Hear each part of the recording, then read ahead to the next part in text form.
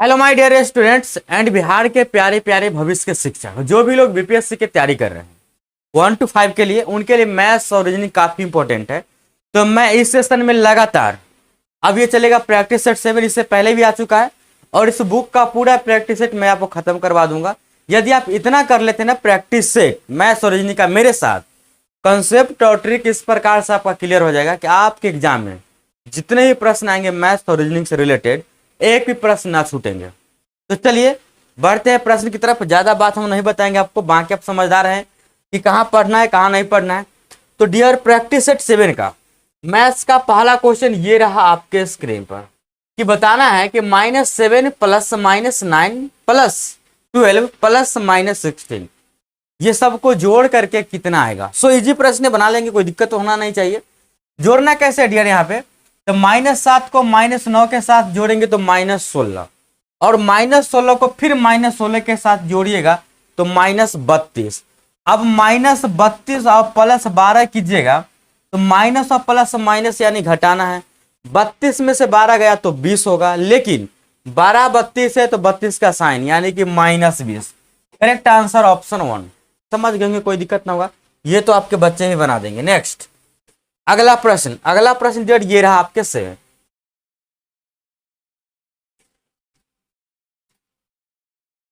अगला प्रश्न ये रहा आपके सामने। प्रश्न में लिखा गया है किसी कक्षा के लड़कों की औसत आयु 16 वर्ष है तथा लड़कियों की औसत आयु 15 वर्ष है, तो पूरी कक्षा की औसत आयु बताना है। ऑप्शन है 16 वर्ष, निकाल नहीं सकते हैं, 17 वर्ष और 15.5 वर्ष। किसी कक्षा के बारे में बात किया गया है, तो ये कक्षा हुआ। ये कक्षा में लड़का भी होंगे और लड़की भी होंगे, बॉयज भी होंगे और गर्ल्स भी होंगे। ये बताया गया है कि किसी कक्षा के लड़कों की औसत आयु, एवरेज एज दिया गया है। एवरेज एज, लड़कों की औसत आयु कितना 16 वर्ष, लड़की की औसत आयु 15 वर्ष, और आपको बताना है पूरी कक्षा की औसत आयु कितनी है। तो पूरी कक्षा की औसत आयु निकालने के लिए इस पूरी कक्षा में कितने विद्यार्थी हैं लड़का और लड़की मिलाकर, ये आपको पता होगा तभी आप निकाल पाएंगे। तो यहाँ पे कक्षा में बताया नहीं गया है कि कितना लड़का है और कितना लड़की है, सिर्फ उसका एवरेज एज दिया गया है, यानी कि नंबर ऑफ स्टूडेंट नहीं दिया गया है। नंबर ऑफ स्टूडेंट क्या है, मिसिंग है इसमें। जब नंबर ऑफ स्टूडेंट मिसिंग रहेगा यानी कि number of boys and number of girls, तो ये प्रश्न का हम एवरेज नहीं निकाल सकते हैं, यानी करेक्ट आंसर ऑप्शन 2 निकाल नहीं सकते हैं। ठीक है, अब देखिए डियर अगला प्रश्न, और अगला प्रश्न ये रहा आपके सामने। प्रश्न में लिखा गया है यदि 12 कलम की कीमत 138 रुपया है तो 14 कलम की कीमत आपको बताना है। सबको पता है कि 138 में यदि हम 12 से डिवाइड कर देंगे एक कलम का दाम, 14 कलम की दाम निकालना है 14 से मल्टीप्लाई, 2 के पारा में 6, 2 के पारा में 7, उसके बाद 6 के पारा में 6 दूना 12, बच गया कितना 1 और 8 36 18, 23 7 कितना 7 21 2 7 दूना 14 2 16। करेक्ट आंसर ऑप्शन कर लेंगे, कोई दिक्कत तो नहीं। चलिए डियर बढ़ते हैं अगले प्रश्न की तरफ। उदास नहीं हुई, सीखिएगा आप, लगातार कीजिए प्रैक्टिस, नंबर आपका नहीं छूटेगा, एक एक नंबर का महत्व है। ज्यादा इधर उधर ना भटके, और ये भी मत सोचे कि सर आपके वीडियो पे व्यूज कम है यानी आप गलत पढ़ाते हैं, तो आप गलत सोच रहे हैं। हमसे बेहतर आपको कंसेप्ट और ट्रिक कोई नहीं सिखाएगा, इसीलिए मेरे साथ बने रहिए प्रैक्टिस सेट में, और बुक को खरीद करके गर्दा गर्दा उड़ा दीजिए, खुद से भी बना करके एक बार, ठीक ना। मेरे साथ तो आप सीखिए ही, और एक बार बुक को देखिए और गर्दा गर्दा उड़ा दीजिए बना करके। लिखा गया है एक कारीगर 2/3 घंटे में एक खिलौना बनाता है। अगर वह 7.1/3 घंटे काम करता है तो वह कितना खिलौना बनाएगा। 2/3 में एक खिलौना और इतना घंटा में कितना खिलौना। तो बनाने के लिए छोटा सा कंसेप्ट समझिए।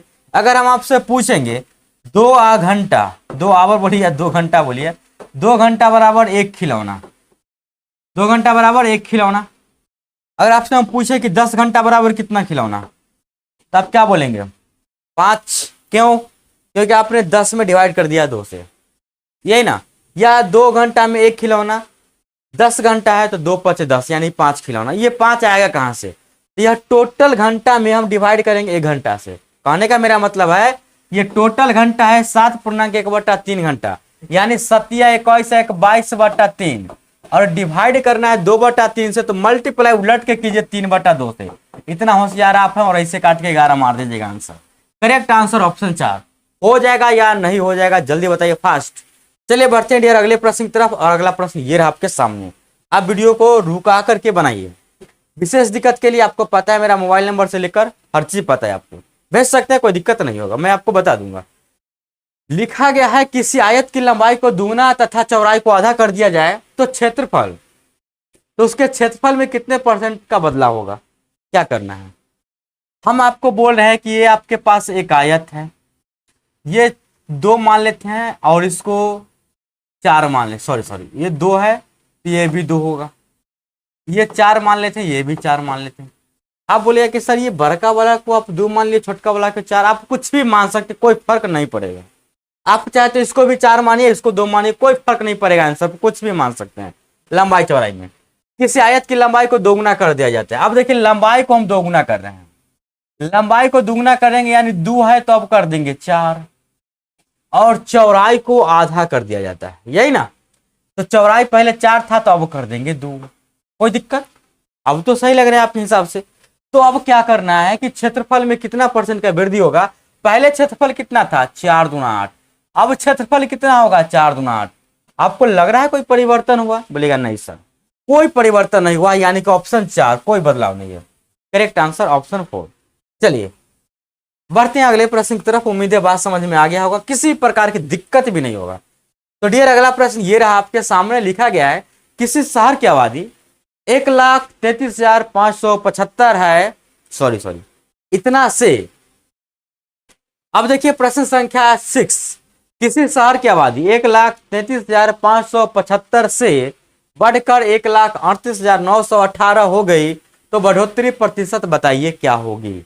क्या करना है, सबसे पहले तो घटा लीजिए, घटाइएगा 1,38,918 में से 1,33,575, तो बताइए घटा करके कितना आएगा डियर। तो घटा कर क्या आएगा, 8 में से 5 गया 3, 8 में से 3 गया 5, ये कैंसिल, 53,43, मतलब 53,43 की वृद्धि हुई। कितना की हुई, 53,43 की।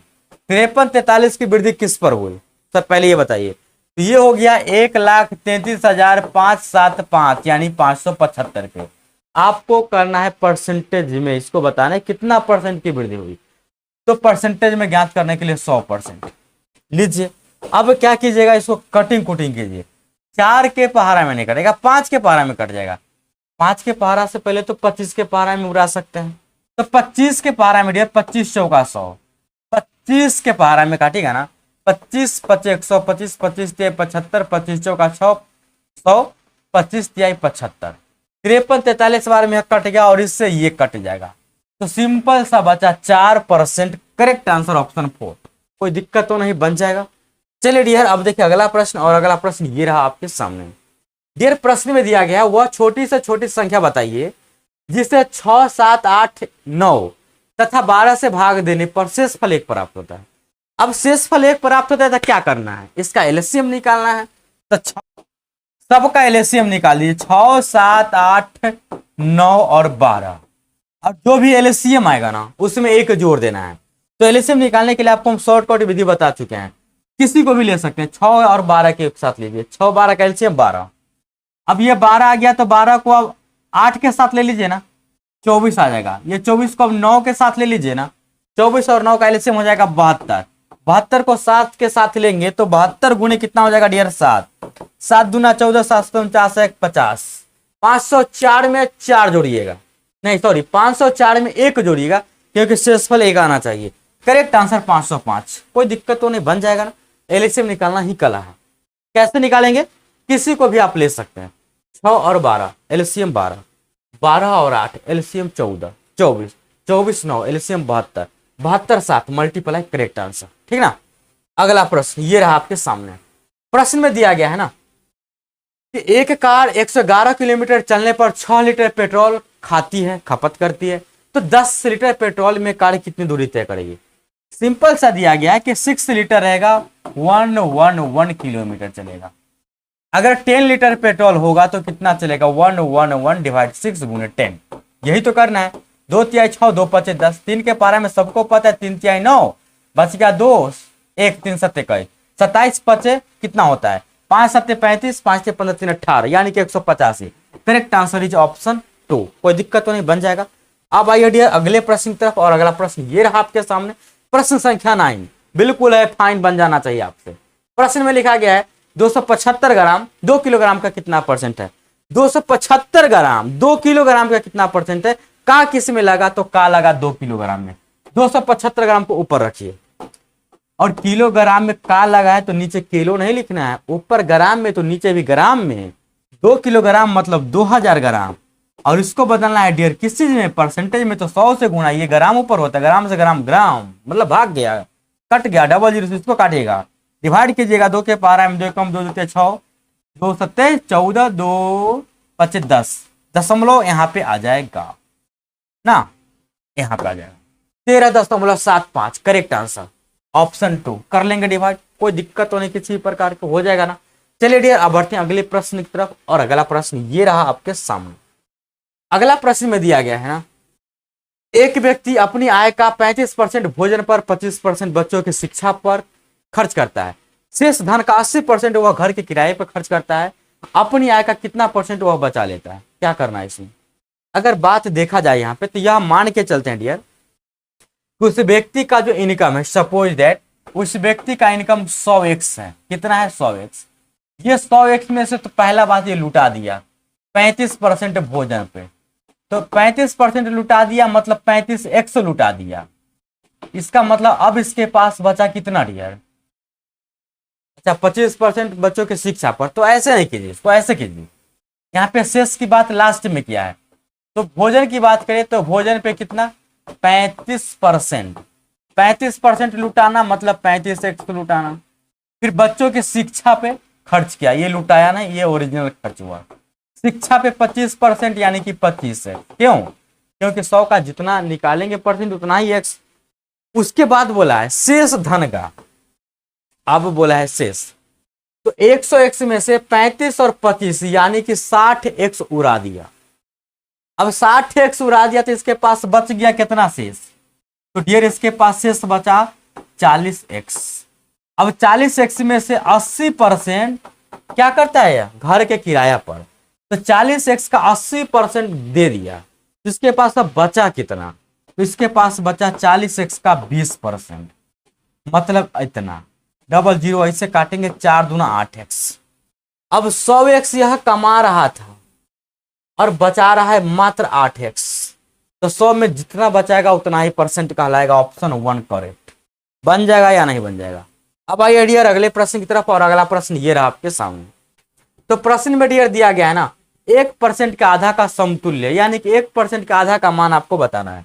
1% मतलब 1/100, आधा मतलब 2 से डिवाइड मतलब 1/200। क्या आपको भाग करने आता है या नहीं आता है, एक में डिवाइड करना है ना 200 से, तो 0.10। अब काम अभी भी नहीं चलेगा, यहाँ पे 0 फिर 0, अभी भी नहीं लगेगा, ये 1 0 और दीजिएगा और 5 मरतबे 1000 लगाइए, मतलब करेक्ट आंसर 0.005। कर लेंगे, कोई दिक्कत तो नहीं। नेक्स्ट अगला प्रश्न ये रहा आपके सामने। प्रश्न में लिखा गया है ना संख्या इतना इतना में 7 का स्थानीय मान, 7 में स्थानीय मान, अच्छा सॉरी लिखा गया है। अब देखिए डियर, ये प्रश्न लिखा गया है संख्या इतना इतना में 7 का स्थानीय मानों में क्या अंतर है। तो 7 इसमें 2 है, इसका स्थानीय मान चेक करें पहला वाला के, तो 7 लिखेंगे, इसके आगे 2 4 5 अंक 5 0, ये 7 लिखेंगे 2 1 अंक 1 0, अंतर निकालिएगा घटा दीजिए, 10 में 7 गया 3, 9 9 9 9 6, ये आए कहीं पे दिखा तो 69 99 30 कहीं पे लग रहा है क्या, 69 99 30। Correct answer is option 1। पकड़ लेंगे, कोई दिक्कत तो नहीं। नेक्स्ट अगला प्रश्न ये रहा आपके सामने। प्रश्न में दिया गया है इतना का महत्तम समावर्तक ज्ञात कीजिए। सबको पता है कि जो बाटा वाला महत्तम होता है ना, उसको निकालने के लिए क्या करते हैं, ऊपर वाला का HCF, ऊपर वाला का HCF और डिवाइड नीचे वाला का LCM। सबको पता है कि ऊपर वाला का HCF निकालेंगे ना तो 9 12 का 3 होता है और 3 18 का 3 होगा, यानी कि ऊपर में 3 तो आना ही चाहिए। जब ऊपर में 3 आना चाहिए तो करेक्ट आंसर ऑप्शन 4 हो जाएगा, बाकी सब गलत हो जाएगा। कोई दिक्कत नहीं, बन जाएगा। तो पढ़ते हैं डियर अगले प्रश्न की तरफ। नीचे वाला कैल्शियम निकालेगा 350 आ जाएगा। ठीक है, अगला प्रश्न डियर ये रहा आपके सामने, प्रश्न संख्या 14 में दिया गया है एक संगठन में 20 कर्मचारियों का औसत मासिक वेतन 1600 रुपया। कितना कर्मचारी? 20 कर्मचारी मतलब 20 के मान लेते हैं। एवरेज कितना है सबका? 1600 रुपया। यदि मैनेजर का वेतन जोड़ दिया जाए तो औसत वेतन 100 बढ़ जाएगा। अब मैनेजर का वेतन जोड़ दीजिएगा तो मैनेजर का वेतन पूछा है कि मैनेजर का मासिक वेतन क्या है, तो जब मैनेजर को जोड़िएगा तो इस संगठन में 21 आदमी हो जाएगा। अगर मैनेजर का वेतन 1600 रुपया ही रहता तो एवरेज पे कोई प्रभाव नहीं पड़ता, लेकिन यहाँ पे औसत वेतन 100 रुपया बढ़ जाता है। एवरेज अगर 100 बढ़ गया इसका मतलब है मैनेजर का वेतन 1600 से ज्यादा होगा। कितना ज्यादा? तो 21 आदमी हो गया समूह में, सब में 100 बढ़ जाएगा, यानी 2100 बढ़ जाएगा। तो करेक्ट आंसर हो जाएगा 3700। मैनेजर का वेतन 3700। Correct answer option 2। कोई दिक्कत तो नहीं, बन जाएगा। नेक्स्ट अगला प्रश्न ये रहा आपके सामने, प्रश्न संख्या 15। प्रश्न संख्या 15 में दिया गया है एक अनुपात 3:4 है। यदि इसका पूर्व पद 12 हो तो अनुवर्ती पद बताइए। पूर्व का मतलब पहला मतलब 3 के बदला में यहाँ पे दिया गया है कितना? 12। तो ये कै गुना दिया? तो ये गुना 4, इसका भी तो 4 गुना कर सकते हैं। यहाँ पर कितना हो जाएगा? 16। करेक्ट आंसर ऑप्शन 1 बन जाएगा। कोई दिक्कत नहीं, इंग्लिश में होगा तो और अच्छी तरीके से आपको समझ में आ जाता है। ठीक ना, और ऐसे भी आपके एग्जाम इंग्लिश में भी रहेंगे प्रश्न। अगला प्रश्न ये रहा आपके सामने। प्रश्न में लिखा गया है यदि एक ट्रेन अपनी सामान्य चाल की 5/6 चाल से कोई दूरी को 18 घंटा में तय करती है, वह सामान्य चाल से वह ट्रेन उस दूरी को कितना देर में पूरा करेगा? अब देखिए सामान्य चाल का 5/6, तो यह मान के चलते हैं नीचे वाला इसका सामान्य चाल है। तो लेट सामान्य चाल कितना है? सामान्य चाल बराबर हम मान लेते हैं 6 किलोमीटर प्रति घंटा। ठीक ना, लेकिन 5/6 चाल से चलेगा 6 किलोमीटर पर आवर के। यदि 5/6 से चलेगा तो कितना घंटा? 18 घंटा। यानी कि यह चल रहा है 5 किलोमीटर प्रति घंटा के स्पीड से 18 घंटा चलेगा। तो सबको पता है कि अगर 5 के स्पीड से 18 घंटा चलेगा 18×5 90 किलोमीटर हो जाएगा। लेकिन आपको बताना है कि अगर वह सामान्य चाल से चलता तो समय कितना लगता। सबको पता है कि अगर वह सामान्य चाल से चलेगा तो डिस्टेंस उतना ही दूरी तय करना पड़ेगा 90। सामान्य चाल इसका 6 माने, 6 से डिवाइड कर देंगे, 15 घंटा में वह पहुंच जाएगा। Correct answer option 4। कोई दिक्कत तो नहीं, बन जाएगा। अब बढ़ते हैं डियर अगले प्रश्न की तरफ, और अगला प्रश्न ये रहा आपके सामने। तो डियर प्रश्न में दिया गया है ना कि निम्नलिखित आकृति में से एंगल एओसी की माप क्या है। मतलब आपको ये एंगल बताना है। ये बात किसको पता नहीं है कि टोटल होता है 180 डिग्री। अब ये टोटल 180 डिग्री होता है, 40 और 60 100, मतलब बच गया यह 80। करेक्ट आंसर ऑप्शन 3 हो जाएगा कि नहीं हो जाएगा। अब आइए डियर अगले प्रश्न की तरफ, और अगला प्रश्न ये रहा आपके सामने है, निम्नलिखित में से कौन सा कथन सत्य है? शून्य एक विषम संख्या है, शून्य एक सम संख्या है, शून्य एक अभाज्य संख्या है, शून्य ना तो विषम संख्या और ना तो सम संख्या। अच्छा एक बात बताइए, सम संख्या किसे कहते हैं? तो सम संख्या उसे कहते हैं जिसमें 2 से पूरा भाग लग जाए। तो क्या शून्य में यदि हम 2 से भाग करेंगे तो लगेगा कि नहीं लगेगा? 0 बार में लग जाएगा। यानी कि शून्य एक सम संख्या है। लेकिन आप जो आंसर मारते हैं अपना मर्जी से, शून्य ना तो विषम संख्या है और ना तो सम संख्या है। तो ना विषम होगा ना सम होगा तो क्या अभाज्य होगा? नहीं होगा। तो यहाँ पे यह भी तो लिखना चाहिए था, शून्य ना तो सम है ना विषम है ना अभाज्य है। लेकिन रियली में शून्य क्या है कि सम संख्या है। समझ गए? उम्मीद है कि बात समझ में आ गया होगा। और अगला प्रश्न ये रहा आपके सामने।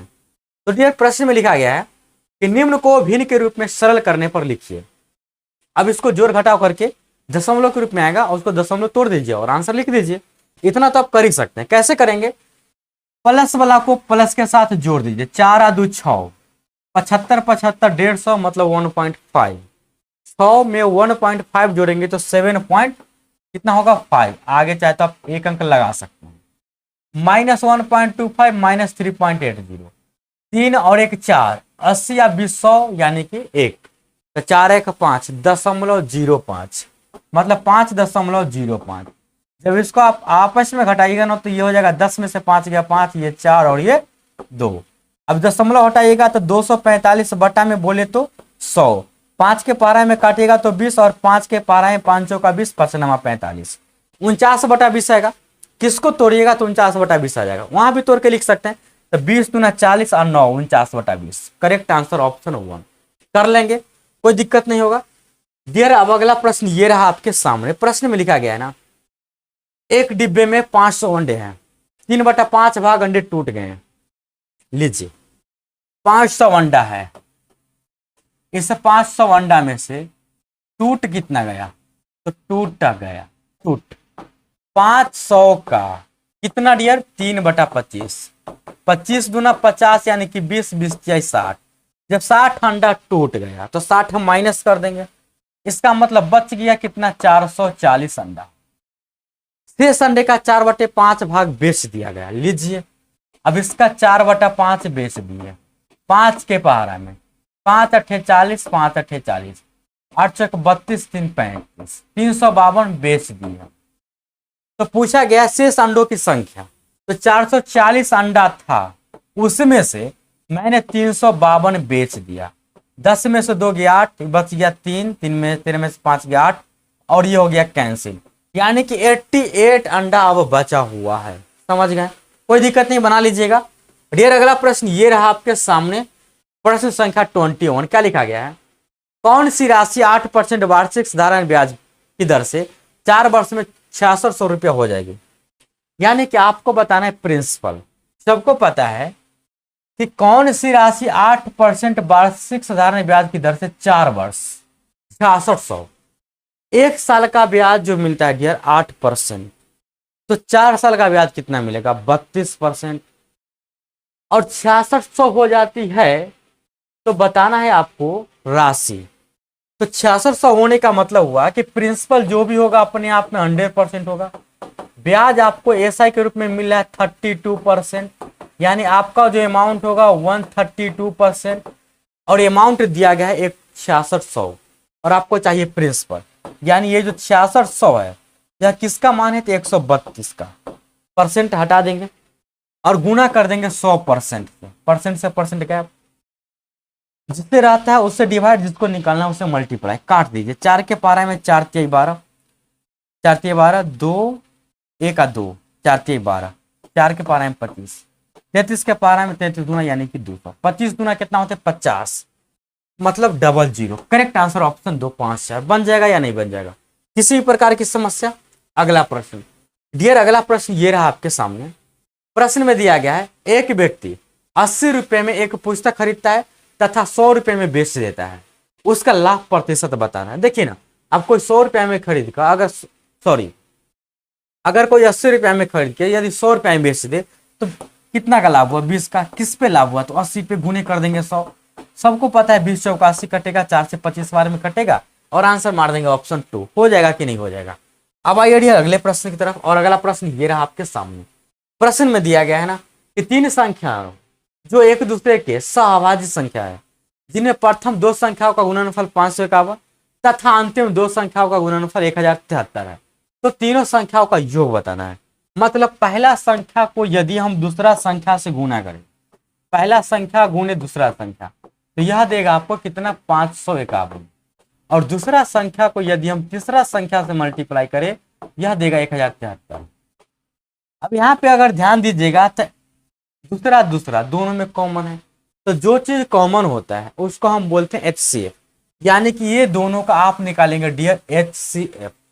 जब ये दोनों का आप HCF निकालिएगा तो HCF निकल के आएगा 29। जब इसको 29 से डिवाइड कीजिएगा ना, देखिए ये आ गया 29 और ये भी आ गया 29, ये दोनों क्या है 29। 29 में कितना से मल्टीप्लाई करेंगे, ये आएगा। 29 में कितना से मल्टीप्लाई करेंगे तो ये आएगा। ये सब अंक को निकाल लीजिए और आपस में जोड़ दीजिए और आंसर आपके सामने आ जाएगा। तो इतना काम आप कर लेंगे, ठीक ना।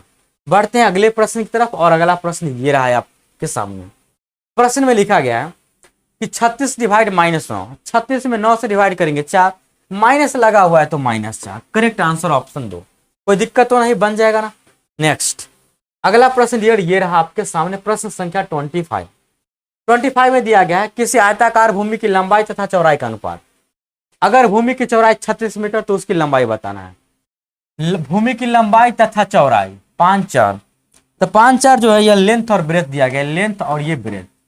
यहाँ पे बताया गया है कि अगर भूमि की चौड़ाई 36 कै गुना, 9 गुना, इसको भी 9 गुना कर देंगे, 9×5 = 45। करेक्ट आंसर ऑप्शन 2 कर लेंगे, कोई दिक्कत नहीं।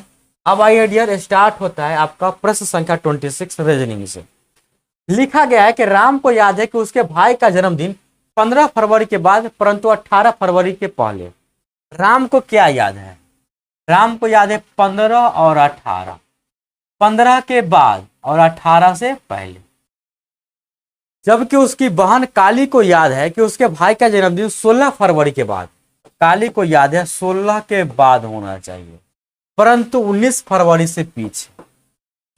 अब कौन ऐसा डेट है जो ये दोनों के बीच में आएगा?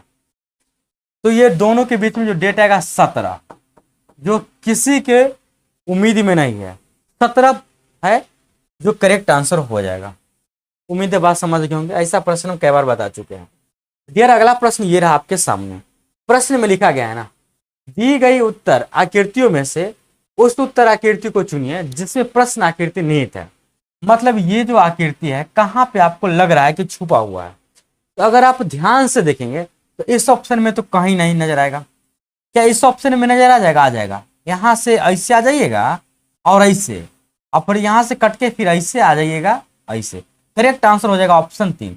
बाकी ये सब हो जाएगा गलत और ये भी गलत। कर लेंगे इतना। नेक्स्ट अगला प्रश्न डियर ये रहा आपके सामने 28 में दिया गया है ना कि कौन सी उत्तर आकृति प्रश्न आकृति के प्रतिरूप को पूरा करेगी। अब ये प्रतिरूप है, इसमें से किस आकृति को लेकर रख दीजिएगा तो यह फुल आकृति बन जाएगा। अगर ध्यान देंगे आप तो ये जो ट्रेंगल है ना, ये सेकेंड लाइन में है, तो सेकेंड लाइन में ट्रेंगल है तो ये फर्स्ट लाइन वाला तो पहले गलत हो जाएगा। और उसके बाद देखेंगे तो ये लाइन और ये लाइन के बीच में गैप बहुत कम का है, यहाँ पे बहुत ज्यादा गैप लग रहा है, यहाँ भी ज्यादा गैप है, कम गैप यहीं पे है। करेक्ट आंसर ऑप्शन 1 कर लेंगे, कोई दिक्कत नहीं। अब आइए डियर अगले प्रश्न की तरफ, और अगला प्रश्न ये रहा आपके सामने। प्रश्न में लिखा गया है कि किसी विशिष्ट कोड भाषा में STRAIN को HGIZRM लिखा जाता है, तो इस कोड भाषा में इसको क्या लिखिएगा? सबसे पहला काम लेटर पोजीशन लिखना। जैसे आप लेटर पोजीशन लिखे तो ये 19 पे आता है और ये किस पे आता है? 8 पे। अब एक चीज आपको पता होना चाहिए, लेटर पोजीशन में उल्टा प्लस में सुल्टा किसी को जोड़ते हैं तो वो आ जाता है 27। मतलब 19 और 8 जोड़िएगा 27, मतलब इसका उल्टा H होता है। P का 20 होता है, G का 7 होता है, 20 और 7 27। R का 18 होता है, I का 9 होता है, 18 9 27। Z का 26 होता है, A का 1 होता है 27। यहाँ से फिर R 18 होगा, ये 9 होगा 27, ये 14 होगा, ये 13 होगा 27। मतलब उल्टा लिखा गया है। यहाँ पे F है मतलब 6 में कितना जोड़ेंगे तो 27, 21, मतलब स्टार्टिंग यू से गलत हो गया ये सब। उसके बाद R का मतलब होता है 18, 18 में 9 जोड़ेंगे तो 27। तो यहाँ पे I का मतलब 9 होता है, ये करेक्ट हो जाएगा, ये गलत हो जाएगा। आगे भी चेक करेंगे तो T मतलब 20 होता है लास्ट में, 20 में 7 जोड़ेंगे जो कि G पर आता है। करेक्ट आंसर ऑप्शन थे। अब आइए डियर अगले प्रश्न की तरफ, और अगला प्रश्न ये रहा आपके सामने। पेपर कटिंग वाला प्रश्न बन जाना चाहिए आपसे, अगर नहीं बनेगा तो घबराइए नहीं, मैं आपको बता रहा हूँ कि इस प्रकार के प्रश्न से आप कैसे निपटेंगे। ये ट्रेंगल है, इसको ऐसे मोड़ के यहाँ पे काट देंगे। अच्छा सोचिए, जब आप इसको मोड़िएगा तो ये पूरा पार्ट इसका झांकेगा नहीं, है ना, ढकेगा, सिर्फ ऐसे ही आएगा। जब ये ऐसे आएगा तो जब इसको आप खोलिएगा तो सिर्फ एक ही गोला ऊपर जाएगा, यानी कि 3 गोला आंसर में होना चाहिए जो कि ऑप्शन 1 में है, बाकी में गलत। ठीक है, कर लेंगे, कोई दिक्कत नहीं। नेक्स्ट अगला प्रश्न डियर ये रहा आपके सामने। तरल दूध और जल, इसका सही निरूपण करना है किस चीज में? आरेख में। तो तरल पदार्थ हुआ, तरल पदार्थ में दूध और जल दोनों आएगा, लेकिन कुछ जल ना तो दूध हो सकता है और ना तो कुछ दूध जल हो सकता है। कहने का मतलब है कि तरल पदार्थ के अंदर ये जल और दूध अलग अलग होना चाहिए। Correct answer option 4। अब देखिए प्रश्न संख्या 32 क्या लिखा गया है। तो 32 में लिखा गया है, दिए गए विकल्पों में से विषम युग्म को चुनिए। ये 221 663 कैसे आया होगा? जरा ध्यान देंगे तो 3 से मल्टीप्लाई करके 190 में 3 से मल्टीप्लाई कीजिए, 264 में 3 से कीजिएगा तो आ जाएगा, लेकिन इसमें 3 से कीजिएगा तो यह नहीं आएगा। करेक्ट आंसर ऑप्शन 4 ये विषम है। अगला प्रश्न डियर ये रहा आपके सामने। प्रश्न में लिखा गया है दिए गए विकल्पों में से संबंधित आकृति को चुनिए। मतलब ये चतुर्भुज है तो ये पंचभुज है, 4 भुजा से यह 5 भुजा पे आता है, तो ये कितना भुजा है 2 4 6। अगला आना चाहिए 7 भुजा, 7 भुजा वाला ऑप्शन 4 है, बाकी गलत हो जाएगा। कर लीजिएगा, कोई दिक्कत नहीं। नेक्स्ट अगला प्रश्न ये रहा आपके सामने। यदि P का अर्थ डिवाइड, Q का अर्थ प्लस, R का अर्थ गुना तथा S का अर्थ माइनस, इसको हल कीजिए। तो आप लिख लीजिएगा ना 42, R का अर्थ, तो डियर यहाँ पे R का अर्थ गुना, तो 42 गुने 13, P का अर्थ डिवाइड 39 और Q का अर्थ क्या है प्लस 11 और S का अर्थ मल्टीप्लाई, सॉरी S का अर्थ -6। इसको तो आप हल खुद से भी कर सकते हैं, कोई दिक्कत नहीं होगा। हल करके कमेंट में आप आंसर दीजिएगा, ठीक ना। थोड़ा सा लॉजिकल दिमाग लगा लीजिएगा। 13 डिवाइड 39 है तो 13/39 कर लीजिएगा, ज्यादा बेटर रहेगा। कर लीजिएगा और मुझे उम्मीद है कोई दिक्कत ना होगा। अगर आपसे ना होगा तो हमें बता दीजिएगा, इतना तो आप कर ही सकते हैं ना। नेक्स्ट प्रश्न है दिए गए विकल्पों में से संबंधित संख्या चुनिए। मतलब ये इतना से इतना कैसे होगा, तो जोड़ के देख लेते हैं एक बार। 8 है तो 10 1 11 4 15, जोड़ के आ गया तो 7 3 10 5 15 6 21। करेक्ट आंसर ऑप्शन 1 कर लेंगे। अब आइए डियर अगला प्रश्न। अगला प्रश्न ये रहा आपके सामने। पूछा है कि सही विकल्प चुनिए जो अनुक्रम को पूरा करे। XYZ ABC DEF, अगला GHI होना चाहिए। करेक्ट आंसर ऑप्शन 3 कर लेंगे। नेक्स्ट अगला प्रश्न लिखा गया है दिए गए विकल्पों में से लुप्त अंक ज्ञात कीजिए। 3 के बाद 14, 14 के बाद 35, 35 के बाद 46, 67।